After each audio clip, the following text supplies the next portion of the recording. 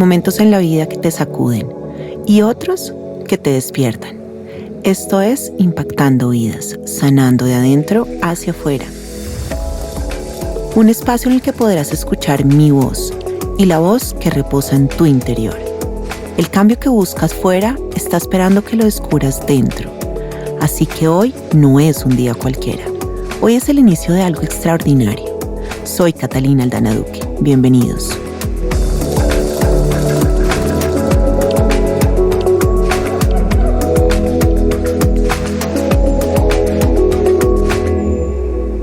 Hay voces que no solo informan, sino que acompañan. Voces que, en medio del caos diario, nos recuerdan que hay alguien al otro lado, que también siente, que también vibra, que también vive. Hoy nos visita una de esas voces, Pacho Alerta. Pacho no solo dirige una emisora, también dirige corazones, con su energía, con su empatía y su manera auténtica de narrar la vida. Ha logrado que miles de personas lo sientan como un amigo, como ese parche que te habla claro, que no solo esconde detrás de un micrófono, sino que lo usa para tocar fibras. Es periodista, sí, pero también es un contador de historias cotidianas, un cronista del humano, un tejedor de realidades en medio del ruido. Hoy vamos a conocer al hombre detrás del nombre, al que ha sabido abrirse camino con verdad, con humor, con calle y sobre todo con alma. Bienvenido, Pacho, qué chévere tenerte acá. Casi lloro. ¿Casi lloras? ¿Pero molestando en la vida real? No, en la vida real, porque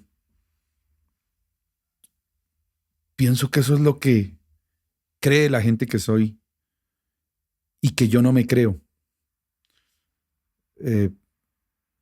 Cata, gracias, de verdad, no me tocas fibras porque hablaste del servicio, de contar historias, describiste un poco de lo que yo ni siquiera sabía que era o que no me creo.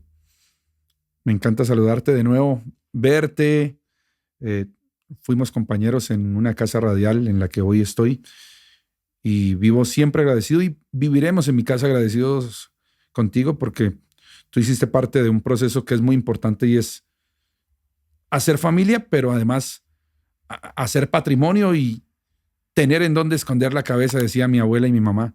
Y tú hiciste parte de ese proceso de yo poder tener mi casa y mi esposa y yo siempre viviremos agradecidos porque nos acompañaste en ese proceso. La gente dirá, es que ella es realtor, ella se dedica a la venta de casas.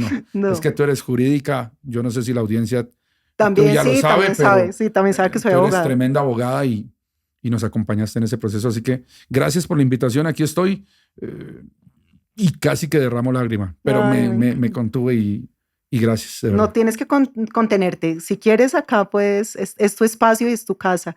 Y con todo el amor y con todo el cariño, pues estamos muy agradecidos de que estés acá acompañándonos de verdad, porque hay muchas cosas que queremos hablar contigo. Muy amable, aquí estamos dispuestos a responder. Bueno, ¿qué parte de tu historia crees que no has contado lo suficiente, pero ha sido clave para que hoy seas quien eres? ¿Qué parte de mi historia? Yo he sido un pelado de barrio. Yo vengo de un barrio popular en Popayán. Un barrio que se fracturó por el terremoto del 83. Tenía 5 años cuando ese sismo sacudió a la Ciudad Blanca y mi casa, cuya planta se estaba construyendo, el segundo piso se vino a pique. Mi mamá queda encerrada en el baño de la casa. Yo era muy niño, estaba jugando al superhéroe de la época que era He-Man. Estaba yo con la espada cuando se movió la tierra. Era Semana Santa, estábamos en vacaciones. Bueno, yo estaba en 5 años, estaba en primero de primaria, mis hermanos estaban durmiendo cuando nos sorprende el terremoto. Y hablo sobre todo de lo popular que significaba la escena posterior. No la he contado, pero la cuento aquí. El luego del terremoto, tener que dormir en carpa 3 meses, no podíamos volver a casa porque la casa estaba en riesgo. Un papá trayéndonos comida para poder comer en esa carpa con mis hermanos, dormir con mucha gente en la misma carpa.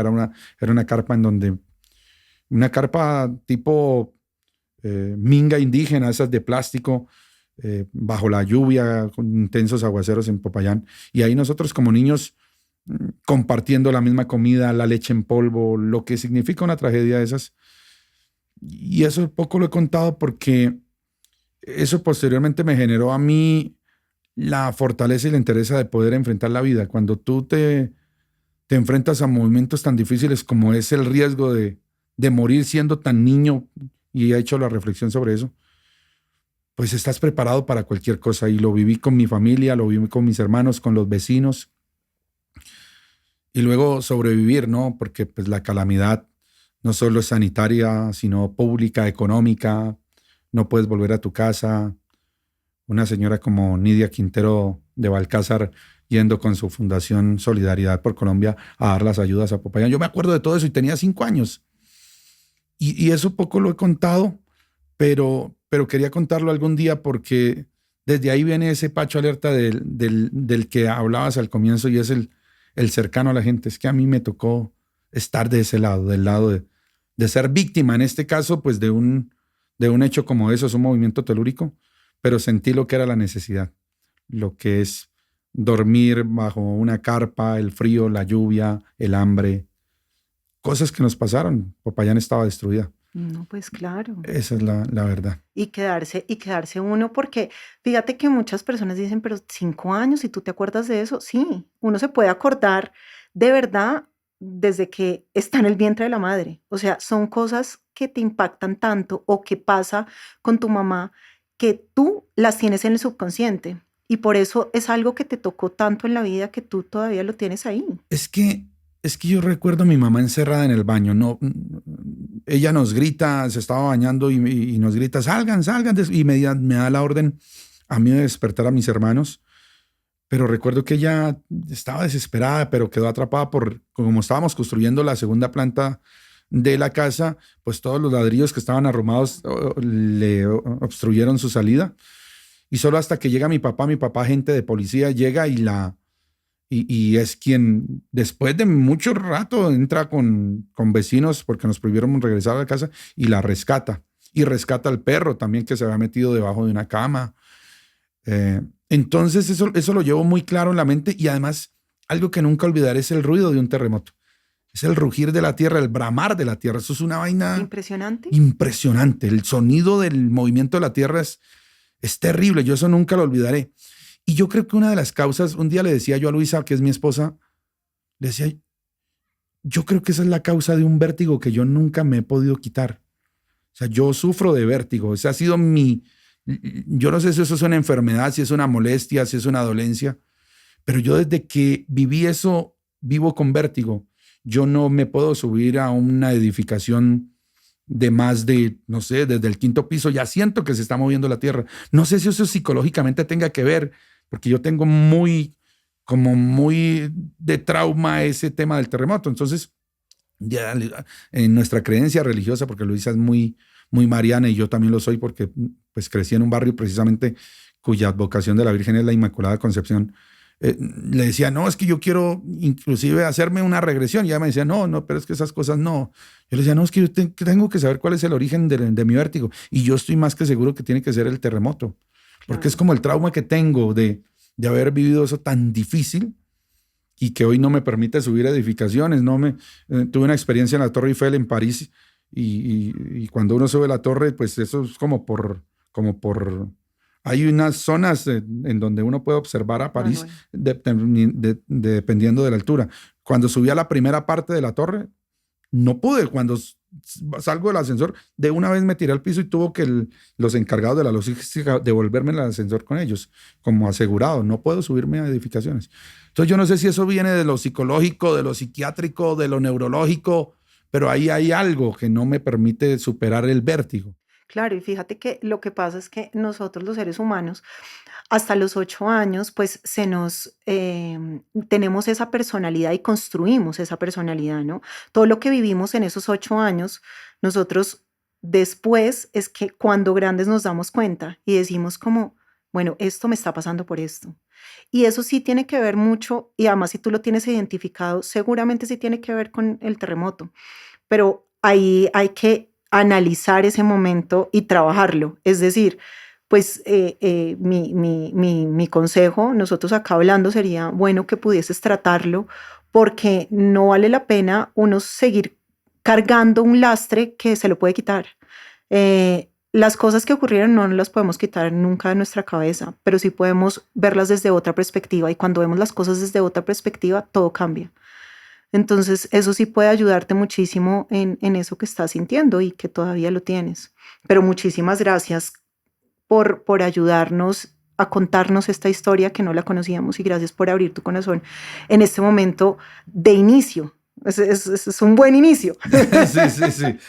Un buen augurio, dirían por ahí. Exactamente. ¿Y cuándo sentiste que tu voz empezó a tener un propósito más allá de la radio? Yo de niño siempre soñé con narrar fútbol. No te creo. ¿Hincha de qué? De la América de Cali. Ah, muy bien. Sí, porque yo soy payanés, les contaba. Sí. Allá la radio que se escuchaba y que la que tenía más presencia era la radio de Cali. Narrador de nombre Rafael Enrique Araujo Gámez, era el narrador insignia de RCN, los dueños del balón, y narraba todos los partidos de una América que era una América que no perdía, No, pues porque en ese entonces era el pentacampeón, el que lo ganaba todo. Por eso tenemos 3 estrellas en este momento, 13. Y 15? Entonces sí, 15 estrellas. Sí. Y lo ganaba todo. Y me acostumbré a un equipo que ganaba y al estilo que le ponía Rafael, y dije, yo quiero ser como él. Nunca me pude meter en ese mundo del periodismo deportivo. No sé, accidentalmente termino haciendo periodismo y periodismo judicial, que es mi especialidad, crónica roja. Y siento que mi oportunidad de encontrarme con la audiencia fue, pues, lógicamente a través de la radio. Es la radio la que me permite que mi voz llegue hasta lo más recóndito de Bogotá, porque yo hago radio popular para la ciudad. Y me doy cuenta del poder de mi voz cuando hago las giras por los barrios y cuando la gente reconoce que tú estás del lado de ellos, que eres empático frente a sus necesidades, que tienes la oportunidad con el poder de la radio o de los medios de comunicación y del periodismo poderles encontrar una solución.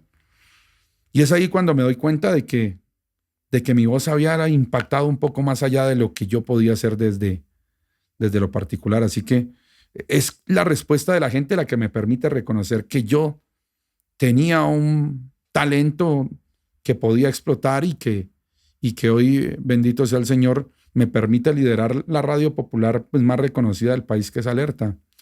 No es fácil cuando tienes la responsabilidad de una parte de la sociedad colombiana que es popular y que se levanta todos los días para que tú lo informes. Pero todos los días me levanto con el mismo entusiasmo de no quedarles mal y de que mi voz llegue ahí y esté ahí, se grabe ahí y deje huella. Yo pienso que los seres humanos tenemos una responsabilidad cuando llegamos a este mundo, y es la de dejar huella, sembrar siempre una buena planta para que ésta florezca. Esa es nuestra responsabilidad. Y yo, con el ejemplo que no solo le he dado a mis hijos, sino a la audiencia, en cuanto a la rectitud, en cuanto a la honestidad, pues lo he podido transmitir a través de la radio y lo hago a través de mi voz. Y como si es que tu voz es inigualable, o sea, uno solamente cierra los ojos y como que se teletransporta. Alerta Bogotá 104.4 FM. Exacto, sí. Así es. Y Pacho, ¿cuándo crees que impactaste vidas? En el momento en que tú me digas, acá no estamos hablando de ser prepotentes, sino en realidad de tocar corazones. ¿Cuándo crees que tú dices, Cata, es que yo en este momento sentí que estaba impactando una vida, por lo menos? Yo cada vez que cuento la historia de la muerte de mi papá, creo que estoy impactando a alguien que me está escuchando, porque esta historia sí le conté, porque me sucedió trabajando. Yo estaba en la radio un viernes, el domingo era el Día del Padre, 7:18 le pongo yo, y mi papá me llama. Yo estando en la radio y veo una llamada de mi papá y mi papá me llama para despedirse, porque mi papá se había infartado en su casa. Alcanzo a llamar a un primo que vivía a la vuelta de mi papá para que lo auxilie, lo sube en un taxi y se muere en el taxi.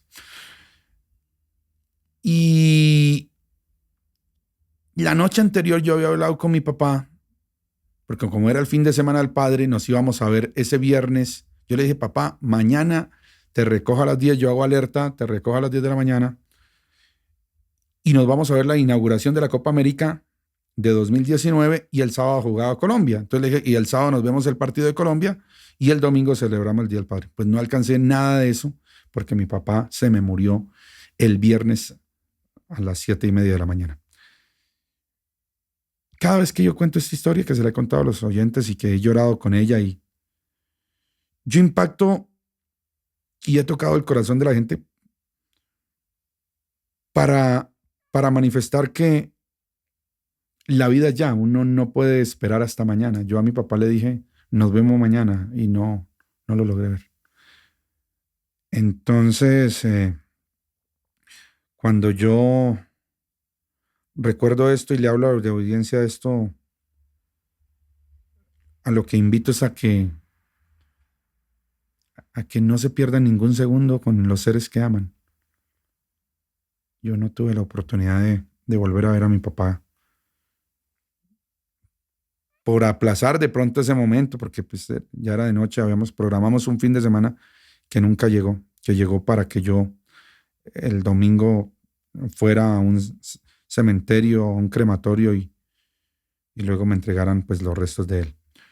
Entonces impacto con esa historia porque esa historia nos obliga a vivir la vida, a no perder un segundo, a abrazarnos siempre con los que amamos, a siempre llamar, a no olvidar, a recordar que hay gente que también la está pasando mal. Uno a veces se enfrasca en el trabajo, en el mundo laboral y cuando le pasan a uno estas cosas es que logra entender de que la vida ya, la vida no te da espera, el tiempo es implacable, así que hay que hacerle ya, es ya, y esta oportunidad la agradezco porque fue ya.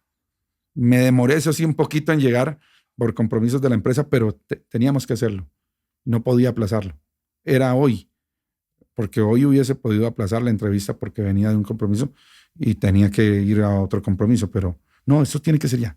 No podía perderme la oportunidad de estar acá. Y nosotros de tenerte acá y de contarnos tu historia.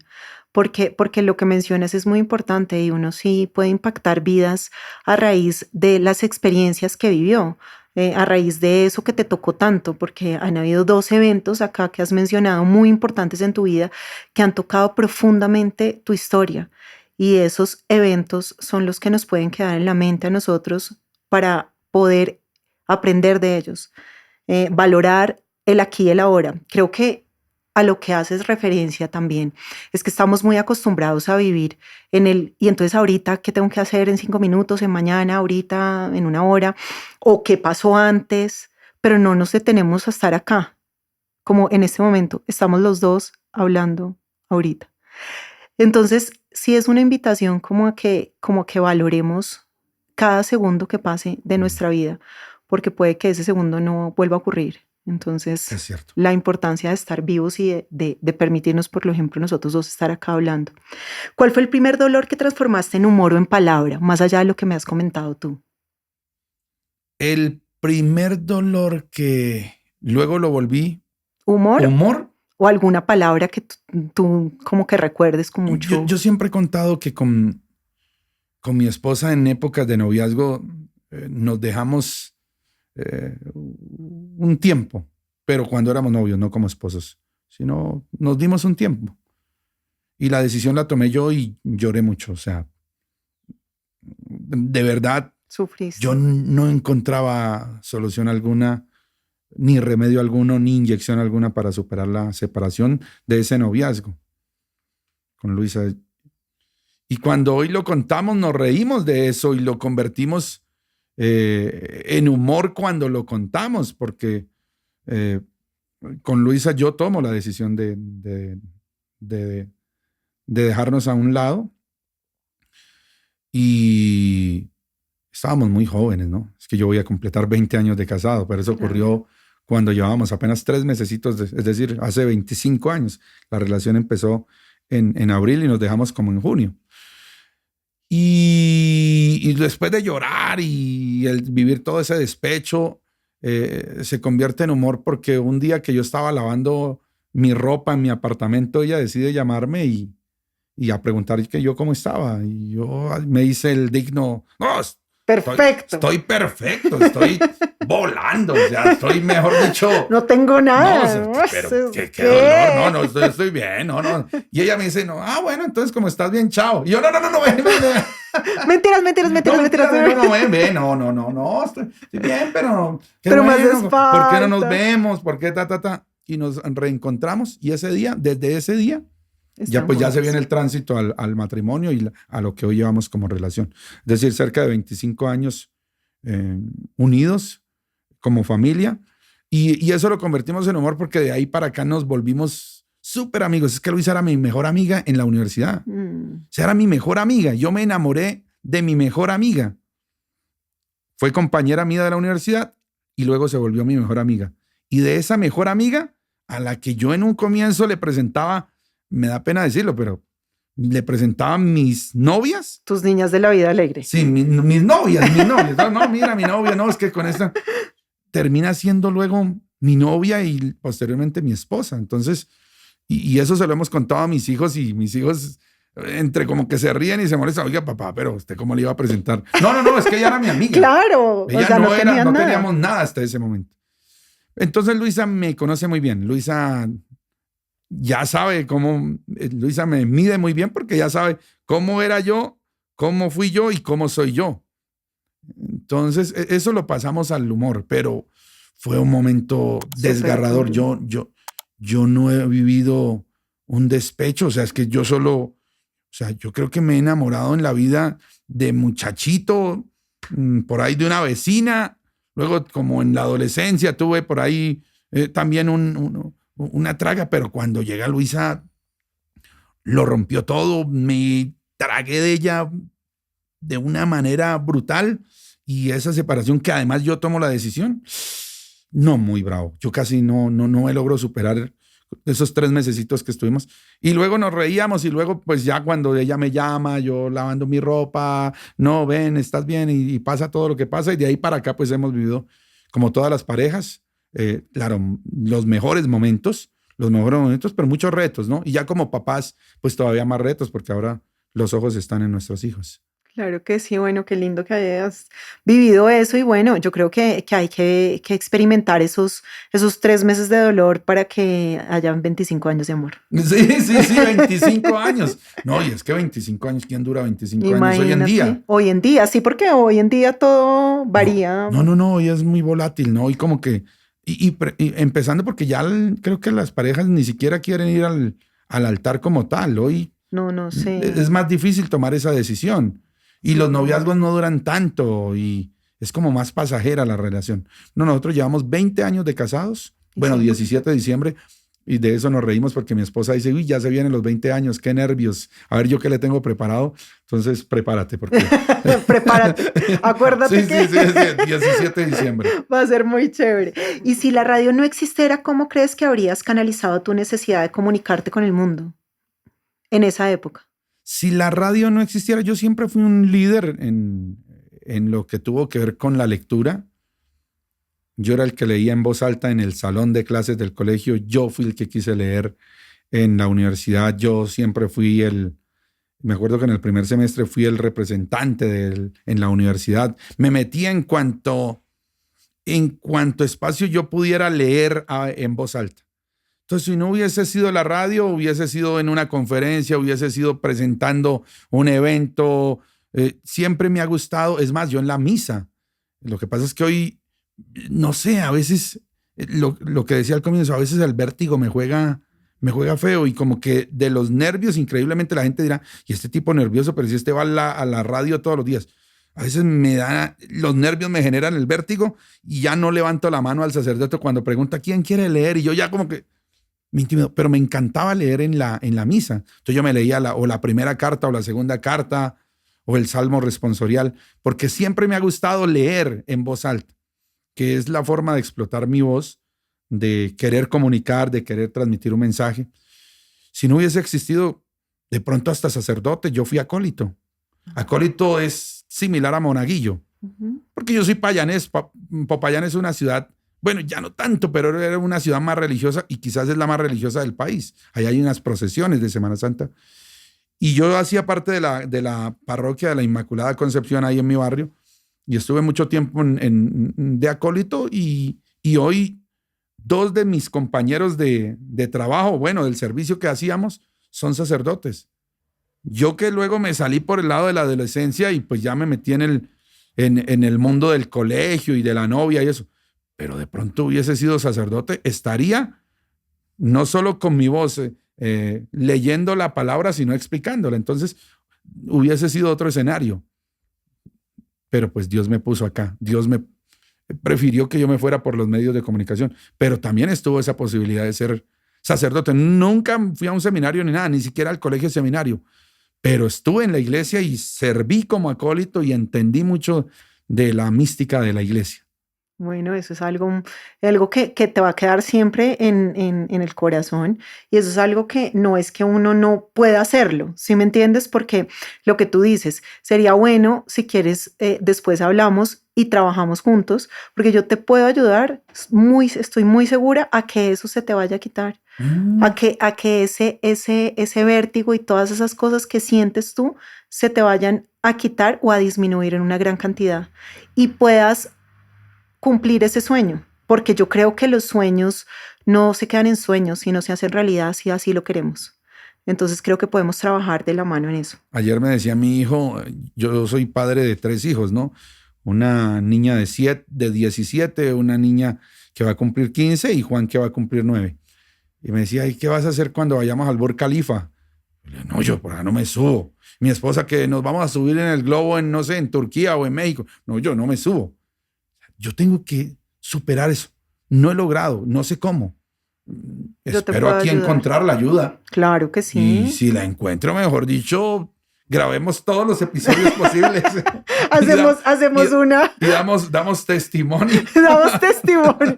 Pues yo creo que sí, yo creo que vas a ver que te puedo ayudar, porque la idea de las sesiones que yo hago es tratar de llegar a la raíz de lo que te está ocurriendo. No solamente manejarlo por encima, porque sí, podemos manejarlo por encima y seguramente tú lo puedes hacer en el próximo viaje, pero después te va a seguir ocurriendo lo mismo. Entonces uno lo que tiene que hacer es irse a la raíz de lo que te ocurrió en realidad, mirarlo, analizarlo, trabajarlo y superarlo.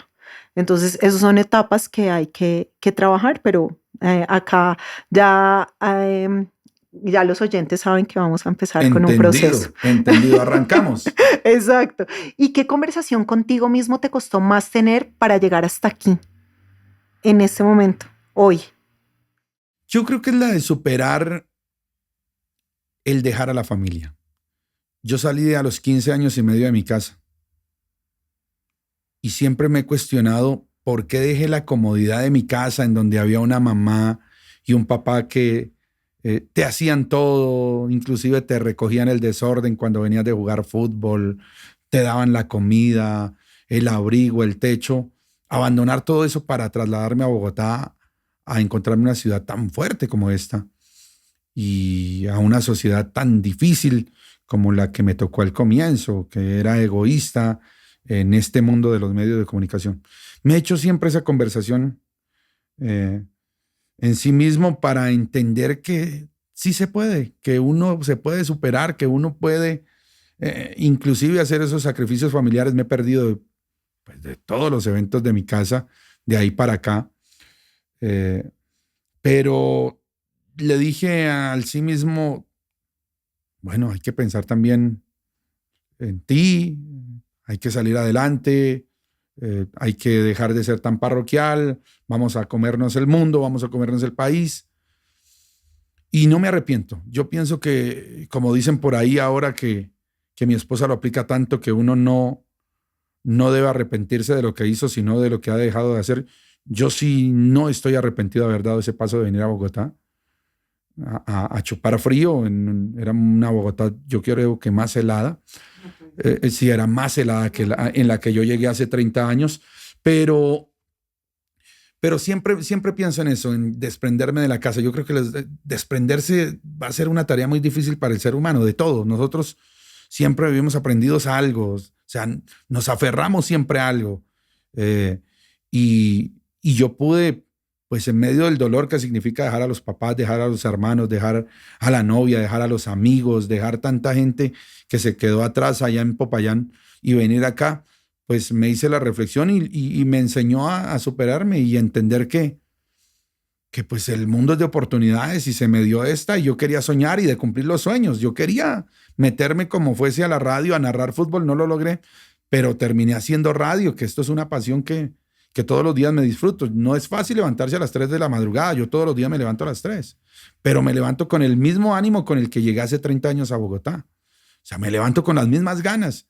Pero vaya usted, levántese a las 3 y acuéstese a las 11, porque nuestra jornada, así estemos en casa, termina esa hora de conocer hechos que más ha pasado.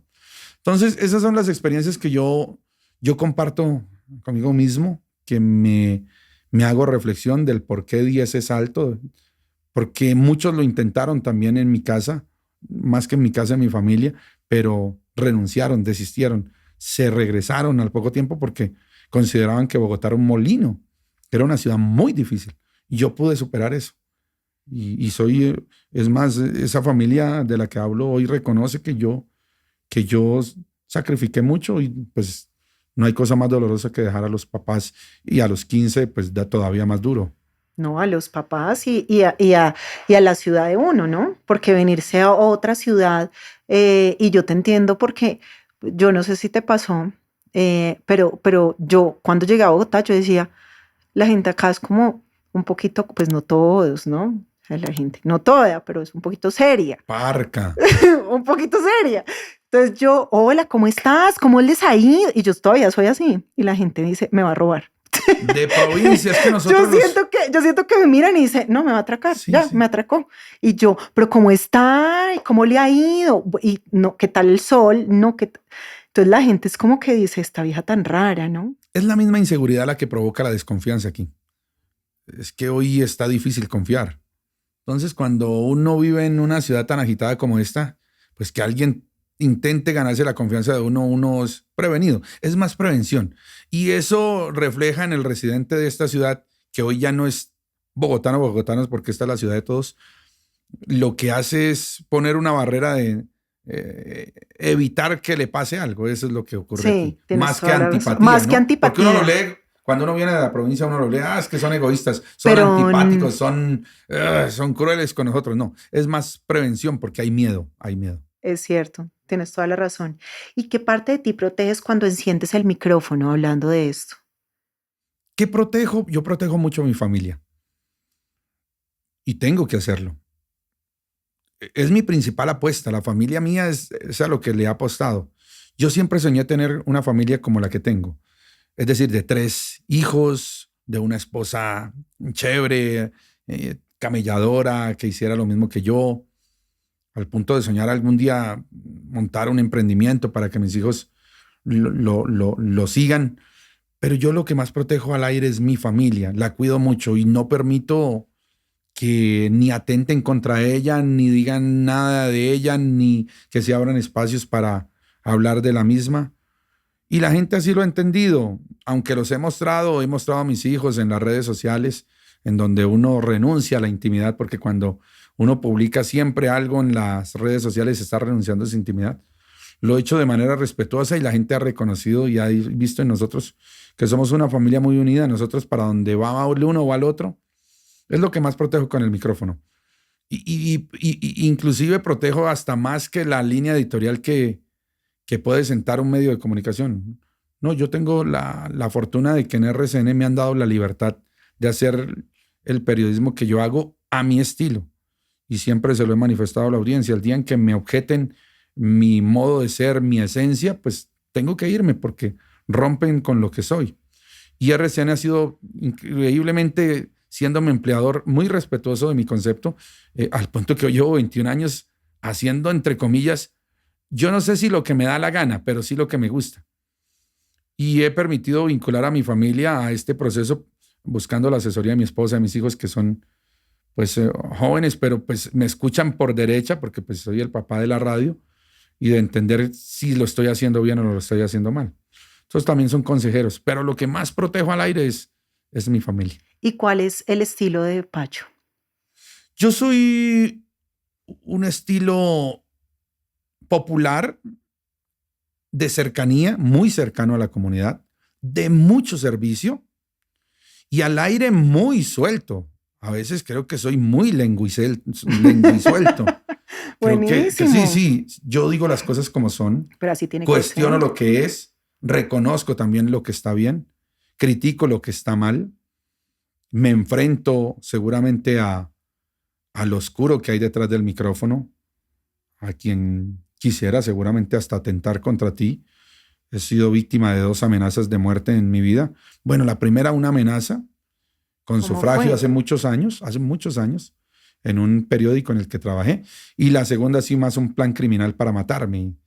Entonces, cuando tú vives esas cosas, pues sabes que también al otro lado hay una audiencia, la gran mayoría que te reconoce quién eres, pero también hay una que está expectante de lo que digas.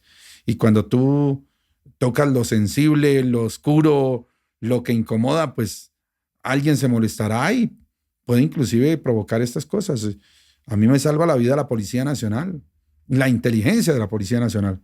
Es la policía la que en interceptaciones detecta un plan criminal hace muchos años y a partir de ese momento yo tuve un esquema durante 5 años de seguridad, escoltas, todo eso que para mí es incómodo porque yo soy un hombre de a pie, de la gente, del servicio público, pero me tocó estar escoltado 5 años, inclusive mi hija mayor ya estaba con nosotros y pues éramos una familia de 3, no de 5, que andaba escoltada para donde fuera, viajaba con escoltas.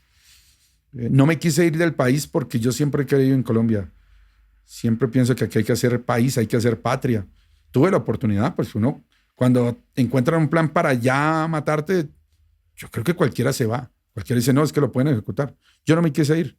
Preferí asumir el esquema y por fortuna las autoridades actuaron, superaron el tema y pues aquí estamos. Pero fue una situación muy dolorosa, muy fuerte para nosotros también, No, como pues familia, claro. ¿no? Claro, y además eso ¿qué crees que dejó en ti esas experiencias que te tocó pasar?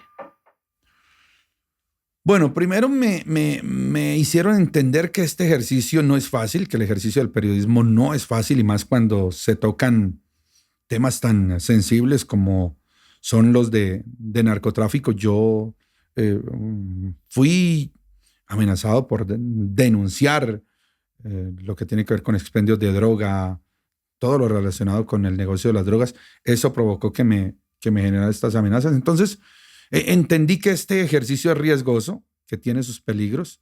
Igualmente que hay una familia que depende de mí, que por más que tú a veces quisieras ser el héroe de esa historia, denunciando, destapando, hay una familia que también puede lamentar lo que a ti te suceda.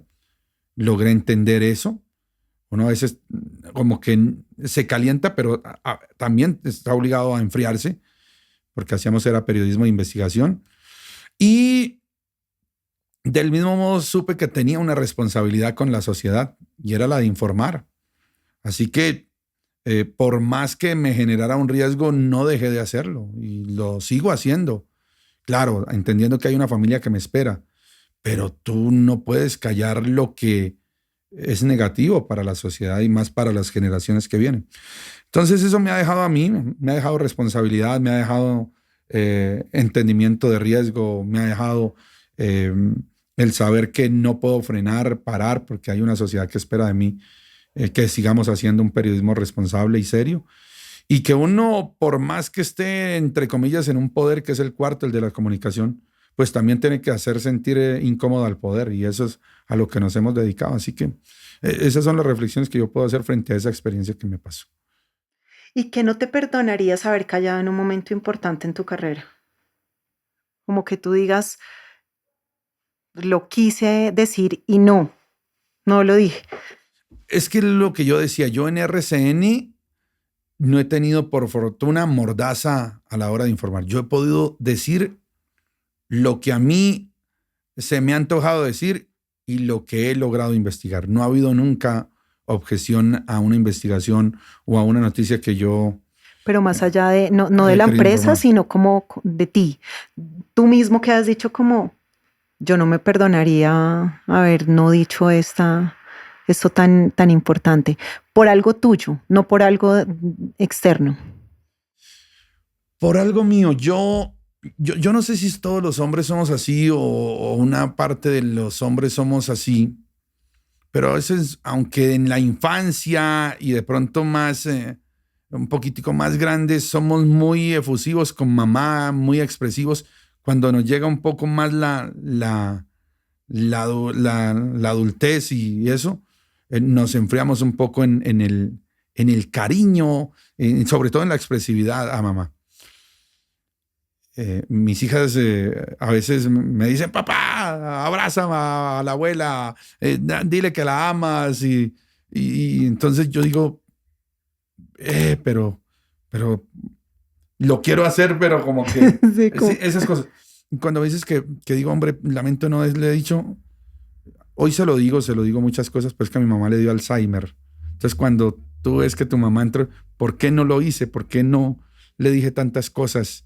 Claro, yo hoy se las digo, sí, pero también se las decía antes, pero le hubiese podido decir más. Esas cosas, por ejemplo, las lamento. Eso lo quise decir, pero ¿por qué no se lo dije? sí. Por qué no la entrevisté cuando estaba al 100%? ¿Por qué no leí un documento, le escribí muchas palabras y se las hubiese leído? Hoy lo quisiera hacer y seguramente lo estoy pensando, pero pues es que entró en un estado de salud mental que no es fácil. Entonces, y por fortuna la tengo viva y todavía se encuentra estable en ese proceso, pero eso a veces uno como que, ¿por qué no fui más efusivo, más expresivo? Mis hijas son las que me dicen, abrázala y ahora que nos vemos, bésala. Claro, y siendo yo con mi mamá grandes amigos, hasta el último día antes de irme de mi casa, a los que o sea, me refiero ¿A los 15 años? no, de irme ya a mi hogar, que me Ok, casé y todo. ¿casarte? No sé si yo me casé. 23. Yo me casé, yo creo que me casé a los 28 años, creo que me casó. Hasta la noche anterior de irme a la casa dormí con ella. Yo dormí con mi mamá siempre. Así grande. Y a los 28 años yo todavía dormía con ella. Y claro, yo la abrazaba y todo el rollo, pero me quedé corto en muchas cosas que quise decirle y que hoy se las digo, pero se las hubiese dicho cuando estaba al 100% de salud mental. Eso a veces como que digo, ¿por qué lo callé? Te entiendo. ¿Y en qué momento tú te sientes más frágil? En algún momento que tú me digas, me siento súper frágil, Cata. Cuando mis hijos se enferman o cuando Luisa se enferma. Te da Me pánico. debilito, me da durísimo. Y Luisa me dice, no, cálmate. Y recuerdo una experiencia, teníamos un viaje programado a la costa, y ya todo comprado, nos íbamos a pasar una semana de receso, creo que era. Es más, yo había traído a mi mamá para esa semana y nos íbamos, mi mamá, mi esposa y mis 3 hijos. El vuelo era 9 o 10 de la mañana. 12 de la noche, mi hijo menor comienza a vomitar. Nosotros dijimos, bueno, le cayó algo mal, eso es un vómito. Segunda vomitada. Y cuando uno es padre de familia, el pediatra dice, si vomita más de 3 veces, Hay que a la llevarlo. clínica, porque se comienzan a deshidratar y son pequeños. Y nosotros ya con todo comprado, y Juan se nos enferma y Luisa dice, no, pues yo me voy para la clínica, tú quédate acá, con los niños y con tu mamá.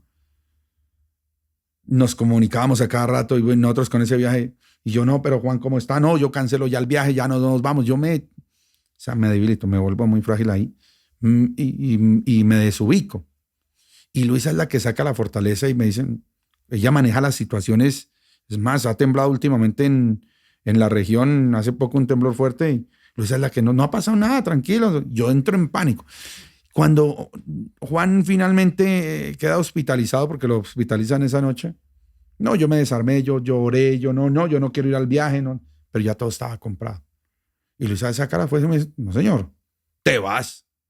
te vas y te vas con las niñas y te vas con tu mamá, que yo me voy luego. Yo me voy con Juan más tarde. Yo, pero si es que se quedó hospitalizado, vete. Me voy llorando para el aeropuerto, me subí en el avión, lloré, llegué al hotel llorando. Yo no lograba superar, pero muy desbaratado. Finalmente Luisa, bueno, el niño me imagino mejora en todo su proceso. Luisa logra salir pues trasnochó, va a la casa, duerme como 2 o 3 de la tarde y a las 5 o 6 estaba en el aeropuerto. No sé qué hizo, si rogó, le habló al del avión, vuelven y la suben en un vuelo y a las 9 de la noche me reencuentro con Juan Francisco, mi hijo. Muy débil, claro, por el cuadro ese viral. Pero eso, cuando un hijo se enferma, para mí, o sea, yo me desubico, eso no lo he logrado. Y cuando Luisa también le han pasado así cosas que se nos enferma, pues también sufro, esa es la verdad. Claro, porque ahí te preocupas muchísimo por ellos. O sea, es evidente que las personas más cercanas a nosotros, cuando les pasa algo, pues lo sufrimos muchísimo más que lo que nos pasa a nosotros. ¿Y qué has aprendido sobre el dolor ajeno desde que comenzaste a hablarle al país todos los días? Uno no puede revictimizar como periodista y se comete muchos errores. A veces parecemos chulos de la información, buitres de la información. Pero solo hasta cuando entiendes tragedias como las que te ha tocado cubrir, sabes que detrás de cada víctima hay una familia que está llorando, que está desbaratada. Yo cubrí la tragedia del Colegio Agustiniano Norte. Yo fui el primer periodista que llegó a la escena porque yo vivía en esa localidad que era Suba. Yo ya había salido del diario El Espacio. ¿Recuerdas El Espacio? Que Sí, era claro. el periódico sensacionalista más Sí. bravo del país. Yo iba allá para mi casa, había salido del turno de las 2 de la tarde y estaba construyéndose la troncal Avenida Suba de Transmilenio. Y me salí en mi carrito, iba en mi carro por la Avenida Boyacá. Cuando ya iba llegando casi a la Avenida Suba, en donde se estaba haciendo, y ahí estaban haciendo la intersección del Prado de la Niego, la 129, pasa una ambulancia, 2 ambulancias, 3, pero cuando tú como periodista ves pasar 6 ambulancias, es por, o sea, 6 pasó. seguidas, que pasen 2, te están peleando un herido. 3, de pronto les va también en la pelea, pero que pasen 6, 7, 8, 9, 10, 11, muchas ambulancias. A ti se te despierta el olfato periodístico. Y me pegué en mi carro a las ambulancias, estaciono mi carro en Vidrios Murán, que ahí estaba Vidrios Murán, ahí sobre la Avenida Sur, y me encuentro la tragedia del Agustiniano. Una recicladora de asfalto encima de un bus, una ruta que iba para Suba y unos niños en la mitad de la tragedia. Entrevisto, y por eso voy a la empatía del dolor. Me toca el reto de cubrir ese momento tan dramático, de inclusive echarlo al aire en la Luciérnaga de Caracol, porque yo había trabajado en Caracol, en Radionet. Hernán Estupiñán era el jefe de emisión, yo no sé si de Caracol o de la Luciérnaga. Lanzan el extra, lo echamos de lo que había pasado. Yo estaba en El Espacio, pero todavía, como tenía pues tenía buen recuerdo en Caracol, le cuento a Hernán me saca, yo salgo contando lo que estaba viendo en ese momento, muy, muy dramático. Y ya luego se viene el reto de irse para el colegio a conocer quiénes eran las víctimas, porque te tocaba ir a escuchar nombres, ver a esas familias en el momento en que leen quiénes eran los que habían fallecido. Fue muy doloroso. Al otro día ir al sepelio, que fue colectivo en el coliseo del colegio, más doloroso. Y otro día ir a buscar a esos padres de familia para que te cuenten la historia de los niños. No. Más doloroso. Y luego volver al colegio a encontrar la historia de los niños que sobrevivieron porque se salvaron varios. Más doloroso. Entonces, cuando tú has vivido cosas como esas y luego te encuentras un poco más allá, porque eso fue el 28 de abril de 2004, es la tragedia del Agustiniano. Te habías encontrado antes, el 7 de febrero de 2003, el estallido del Renault Megane en el Nogal. Entonces te había tocado también esa tragedia del Nogal, en donde más de 36 personas mueren y 167 resultan heridas. Y tú pernoctas desde la noche del atentado, que fue un viernes, y sales solo de la escena hasta el lunes, porque te dejan salir periodísticamente, y te encuentras historias de los que habían fallecido, y ves el drama de las familias.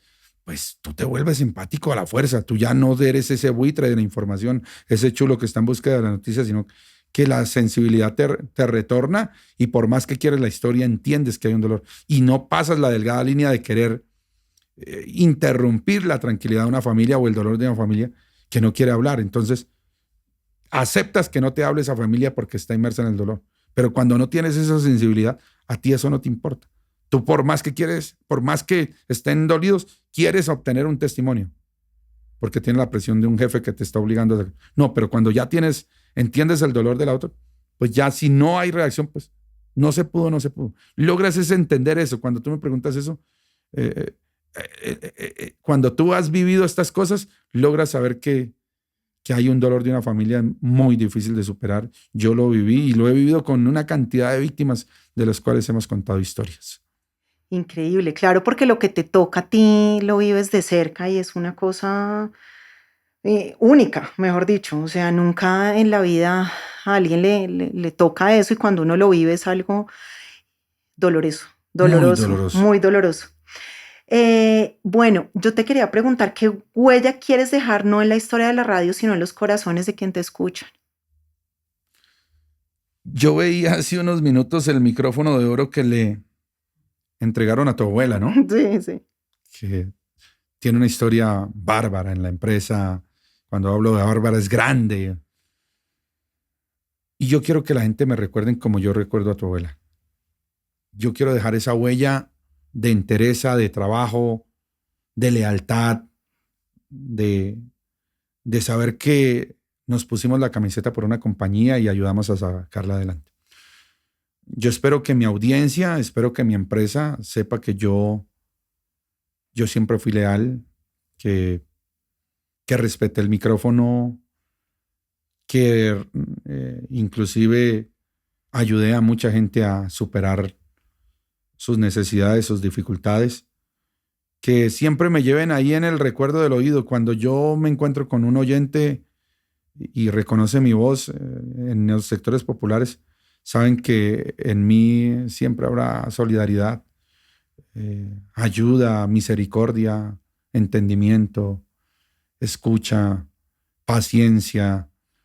Entonces yo la huella que quiero dejar es la huella del servicio, la huella de la entrega, la huella de la lealtad y la huella de saber que amamos esto, que hay una pasión, y eso es lo que quiero generar, sobre todo en las nuevas generaciones, que si van a hacer esto lo hagan porque les gusta, porque lo quieren y no porque les toca. Yo hago esto porque a mí esto me impresiona todavía, me levanto todos los días a las 3 de la mañana con el mismo ánimo. Entonces quiero que la gente me recuerde con cariño, y que le cuenten a sus nietos o a sus hijos que había hay un locutor que siempre estuvo al lado de ellos, escuchándolos. No, y gracias por hablar de mi abuelita, la verdad. Esta empresa mía se llama así por el apellido materno y es by Trefri, es el apellido de mi abuela. Entonces, gracias por mencionarla y recordarla de esa forma en la que lo hiciste. Y hoy no solo escuchamos a un periodista, escuchamos a un hombre que ha hecho de su voz un puente, una compañía, un hogar para tantos. Pacho nos recordó que la cercanía no depende de la distancia, sino de la intención, que hay formas de tocar el alma sin necesidad de vernos. En un mundo que a veces grita demasiado, tener una voz que acompaña, que narra con empatía, que se atreve a mostrar lo humano, es un acto de amor. Y tú, que estás del otro lado, ¿qué estás haciendo con lo que tienes para entregar? ¿Qué historias callas por miedo a no ser escuchado? Hoy te invito a que sueltes el juicio, te escuches con compasión y tal vez te atrevas a hablarte bien, como quien enciende la radio y se encuentra con un viejo amigo. Gracias, Pacho, por haber estado con nosotros. Cata, gracias por la invitación. Muchas fibras se han tocado aquí. Muchas, de verdad. Gracias por darme esta oportunidad de contar lo que no he contado, de relatar lo que también me genera emociones, alegrías, tristezas, lo que me llega al corazón, y por abrir estos espacios. Uno siempre quisiera tener en la zona exterior a la familia alguien que también lo escucha a uno. Yo tengo grandes amigos que lo hacen.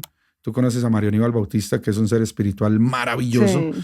Es un gran consejero, pero también estos espacios le permiten a uno saber y entender que el oyente sepa que hay una persona de carne y hueso, que a veces creen, no, es que a esos tipos no les pasa nada. Sí, nosotros también sufrimos, lloramos. Mamá con Alzheimer, papá infartado, muerto en un taxi, y muchas cosas que nos han pasado. Entonces, cuando la gente logra conocer a través de este tipo de especiales periodísticos, y en este caso este espacio que tú nos abres, pues logran también entender que nosotros también somos sensibles y vulnerables. Es que la gente cree que a nosotros no nos pasa nada. También somos vulnerables. Así como somos vulnerables al éxito, somos vulnerables a la derrota y al fracaso. Así es. Mil gracias por haber estado aquí. Gracias por la invitación.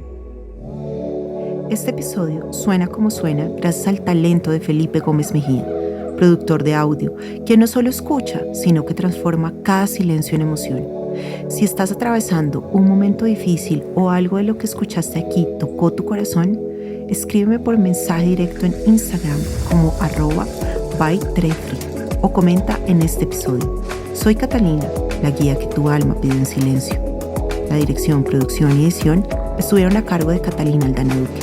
La música, grabación y edición audiovisual fueron obra de Felipe Gómez Mejía.